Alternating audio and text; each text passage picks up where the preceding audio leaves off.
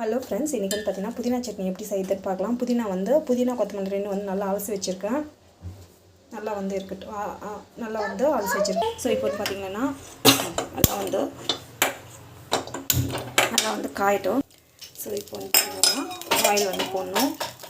Oil வந்து நல்லா காஞ்சி பிறகு கட் பண்ணி வச்ச வெங்காயத்தை வந்து ஆட் பண்ணிக்கலாம். ஸோ இது வந்து நல்லா வதங்கட்டும். இந்த சைடு நல்லா ஸோ கல்லுப்பு வந்து ஆட் பண்ணிட்டேன். நல்லா வதங்கிட்டோம். இது வந்து பார்த்திங்கன்னா நம்ம வந்து கொஞ்சமாக வந்து துவரம் பருப்பு வந்து நம்ம வந்து பார்த்திங்கன்னா உளுத்தப்பருப்பு வந்து ஆட் பண்ணி இதுவும் வந்து நல்லா வதங்கிட்டோம். மேக்ஸிமம் வந்து பார்த்திங்கன்னா நல்லா வதங்கும். ரொம்ப கருப்பாக வந்து வறுத்து விட்டுறாதீங்க, ஓரளவுக்கு வந்து வறுத்து கொஞ்சம் கலர் சேஞ்ச் ஆகணும். நம்ம வந்து பார்த்திங்கன்னா காஞ்ச மிளகாய் வந்து ஆட் பண்ணிக்கிறோம். நல்லா வதங்கிட்டோம். ஸோ புதினா வந்து ஆட் பண்ணிக்கலாம். நல்லா வதங்கணும். புளி வந்து ஆட் பண்ணிக்கலாம்.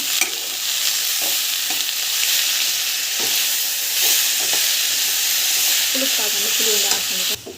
ஸோ நம்ம வந்து பார்த்திங்கன்னா டொமேட்டோ வந்து ஆட் பண்ணிக்கலாம். ஸோ டொமேட்டோவும் வந்து நல்லா வதங்கிட்டோம். பார்த்திங்கன்னா தேங்காய் நான் வந்து அரைச்சி போட்டுக்கிறேன். பிகாஸ் எனக்கு வந்து இது வந்து கொಬ್ಬரி, ஸோ அதுக்காக அரைச்சிக்கிறேன். நார்மல் தேங்காய் வந்து அப்படியே போட்டுக்கோங்க. நம்ம வந்து அப்படியே போட்டாக்கா இது வந்து நல்லா மசிக்கிடும். தேங்காய் வந்து மசிக்காது. அவ்வளோதான். நம்ம வந்து கேஸ் கட்டிடலாம். இது ஆன பிறகு நம்ம மிக்சியில் போட்டு அரைச்சிடலாம். அவ்வளோதான். நம்மளுக்கு வந்து புதினா சட்னி வந்து ரெடி. புதினா சட்னிக்கு வந்து பார்த்திங்கன்னா நம்மளுக்கு வந்து நல்லா வந்து ஆறிடுச்சு. இது வந்து பார்த்திங்கன்னா மிக்சியில் வந்து போட்டுக்கலாம், ஷிஃப்ட் பண்ணிக்கலாம். ஸோ நம்மளுக்கு வந்து பார்த்திங்கன்னா எல்லாத்தையும் வந்து ஷிஃப்ட் பண்ணியாச்சு. இப்போ வந்து மிக்சியில் போட்டுட்டு நம்ம வந்து பார்த்திங்கன்னாக்கா ரொம்ப ஃபைன் பேஸ்ட்டாகவும் இல்லாத ரொம்ப குறக்குறாவும் இல்லாத அரைச்சிடலாம். இது இன்னும் பார்த்திங்கன்னா உரக்குயில் கட்டி விட்டோம், சூப்பராக இருக்கும். ஸோ நம்ம வந்து மிக்சியில் போட்டு நம்ம வந்து அரைச்சிக்கலாம்.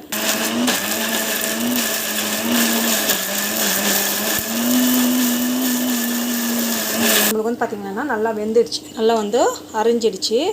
ஸோ நம்ம வந்து பார்த்திங்கன்னா இது வந்து ஜஸ்ட் வந்து எடுத்துட்டு ஸோ நல்லா வந்து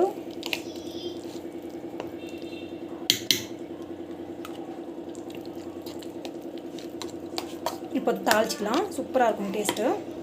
ஸோ நம்ம வந்து பார்த்திங்கன்னா ஆயில் வந்து கொஞ்சமாக வந்து போட்டுக்கலாம். ஆல்ரெடி நம்ம வந்து தாளிக்க தேவையில்ல, சில பேர் தாளிக்க மாட்டாங்க, பட் எனக்கு தாளிச்சா தான் பிடிக்கும். ஸோ அதுதான் வந்து தாளிக்கிறேன். நம்ம ஆல்ரெடி கருவேப்பிலெலாம் போட்டுட்டு வதக்கிட்டு இருக்கோம். அண்ட் நல்லா வந்து இது மாதிரி வந்து பார்த்திங்கன்னா நல்லா வந்து ஃப்ரை ஆகிருக்கு. நம்ம வந்து பார்த்திங்கன்னா இது வந்து ஷிஃப்ட் பண்ணி ஸோ இது வந்து பார்த்திங்கன்னா நான் வந்து நல்லா வந்து திக்கான ஒரு கன்சிஸ்டன்சியில் தான் வந்து செஞ்சுருக்கேன். சூப்பராக டேஸ்ட் வந்து செம்மையாக இருக்கும்.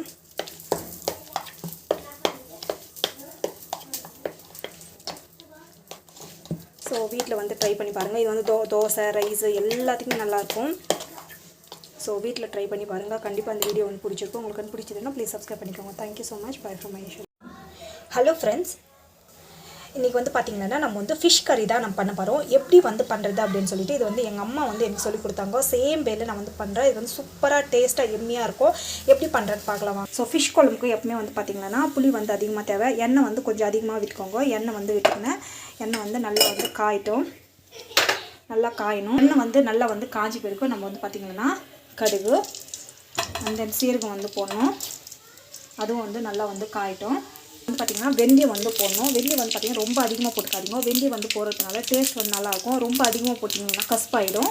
லிமிட்டடாக வந்து பார்த்து போட்டுக்கோங்க. நம்ம வந்து பார்த்திங்கன்னா மிக்சியில் வந்து வெங்காயம் அப்புறமா வந்து பார்த்திங்கன்னா கொஞ்சமாக வந்து கொத்தமல்லி, கருவேப்பிலை போட்டு வதக்கிட்டு நம்ம வந்து அரைச்சிருக்கோம். இது வந்து பார்த்திங்கன்னா சும்மா எண்ணெயில் போட்டு வதக்கணும். இல்லைன்னா அப்படியே அரைச்சா கூட நல்லா தான் இருக்கும். எண்ணெயில் போட்டு அரைக்கிறதுனால டேஸ்ட் வந்து இன்னும் கொஞ்சம் அதிகமாகும். ஸோ இப்போ வந்து பார்த்திங்கன்னா இது வந்து ஸோ நெக்ஸ்ட் வந்து பார்த்திங்கன்னா இஞ்சி பூண்டு பேஸ்ட் வந்து போட்டுக்கலாம். ஸோ அந்த பச்சை வாசம் போகிற வரைக்கும் நல்லா வந்து வதங்கணும். இந்த மாதிரி கரண்டி வந்து எடுத்துக்கோங்க. ஸோ தட் அது வந்து டேஸ்ட் வந்து நல்லாயிருக்கும். ஸோ நல்லா வந்து வதக்கி எடுத்துக்கோங்க. நல்லா வந்து அந்த எண்ணெய் வந்து பிரிஞ்சு வந்து அதை வதங்கணும். அந்தளவுக்கு வந்து வதக்கிட்டுக்கோங்க. நம்மளுக்கு வந்து பார்த்திங்கன்னா இது வந்து நல்லா வதங்கணும். அந்த பச்சை வாசம் போகிற வரைக்கும் வதக்கணும். அப்புறமா தான் வந்து பார்த்திங்கன்னா இந்த பக்கம் வந்து டமாட்டோ வந்து அரைச்சி வச்சுருக்கேன். ஸோ அது வந்து எடுத்து ஊற்றிக்கலாம். ஸோ டமாட்டோ பியூரி வந்து அதில் போட்டுக்கலாம். பார்த்திங்கன்னா கல்லுப்பு வந்து ஆட் பண்ணுறேன்.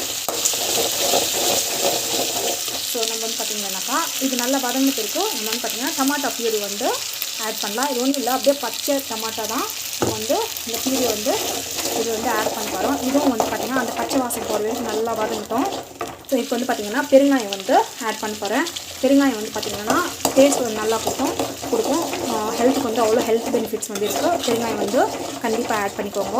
எப்பவுமே வந்து மீன் குழம்புக்கு வந்து மிளகா பொடி வந்து கொஞ்சம் அதிகமாக தான் தேவைப்படும். பிகாஸ் நம்ம வந்து புளி வந்து போடுறோம் வாசி. நம்ம வந்து பார்த்திங்கன்னா உங்கள் காரத்துக்கு தகுந்த மாதிரி ஸ்பைசினஸ் வந்து ஆட் பண்ணிக்கோங்க. நான் யூஸ்வலாக வந்து பார்த்திங்கன்னா கொஞ்சம் காரம் வந்து அதிகமாக தான் போடுவேன். ஸோ இந்த அளவுக்கு வந்து இதுவும் வந்து நல்லா வதங்கிட்டோம். அந்த எண்ணெய் வந்து பிரிஞ்சு வரணும்.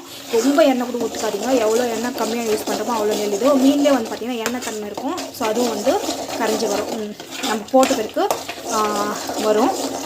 ஸோ இது வந்து பார்த்திங்கன்னா நல்லா கொதிக்கிட்டோம். ஸோ இது நல்லா வதங்கின பிறகு நம்ம வந்து பார்த்திங்கன்னா மஞ்சள் பொடி, அந்த கவுச்சி நாற்று இல்லாமல் இருக்கிறதுக்கு மஞ்சள் பொடி வந்து ஆட் பண்ணிக்கலாம். ஸோ மஞ்சள் பொடி வந்து பார்த்திங்கன்னா கேன்சரை வந்து அவாய்ட் படுத்தும். So it is good for immunity. Cold காஃபெல்லாம் அவாய்ட் படுத்தும். கண்டிப்பாக டயட்டில் வந்து சேர்த்துக்கிட்டு பாருங்கள். ஸோ இதுவும் வந்து நல்லா வந்து வதங்கிட்ட ஸ்டேஜில் வந்து புளி கரைச்சி தண்ணி வந்து கொஞ்சமாக ஊற்றிக்கோங்க. ஸோ இன்னும் கொஞ்ச நேரம் வந்து கொச்சி பிறகு நம்ம வந்து பார்த்திங்கன்னா இல்லை பிகாஸ் இல்லைன்னா அடி பிடிச்சிடும். நம்ம மிளகாத்தூள் வந்து ஃபஸ்ட்டே போட்டு வாசி அடி பிடிச்சிடும். ஸோ நம்ம வந்து கொஞ்சம் தண்ணி ஊற்றிட்டு பிறகு இது இன்னும் கொஞ்சம் அந்த மிளகாத்தூள் ஸ்மெல் போன்றதுக்கு நம்ம இன்னும் கொஞ்சம் புளி கரைச்சி தண்ணி வந்து நிறைய ஊற்றிக்கலாம்க்கா. இப்போ வந்து தேவையான அளவுக்கு நம்ம வந்து பார்த்திங்கன்னா புளி கரைச்சி தண்ணி வந்து விட்டுக்கிறோம். கொஞ்சம் அதிகமாகவே விட்டுக்கோங்க. ஸோ அப்போ என்ன ஆகும்னாக்கா நம்மளுக்கு வந்து இந்த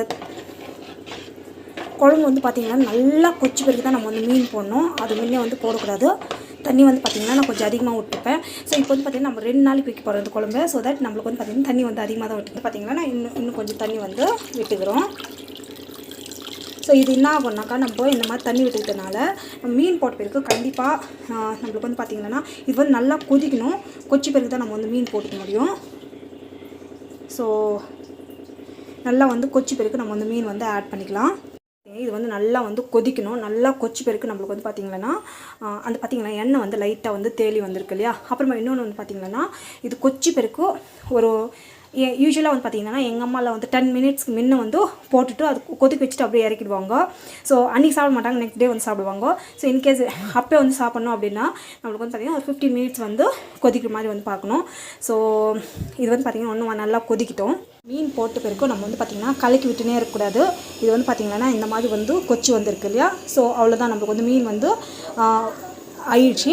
யூஸ்வலாக வந்து பார்த்திங்கன்னா எல்லா மீன் குழம்புமே வந்து பார்த்திங்கன்னா நெக்ஸ்ட் டே வந்து சூப்பராக இருக்கும்.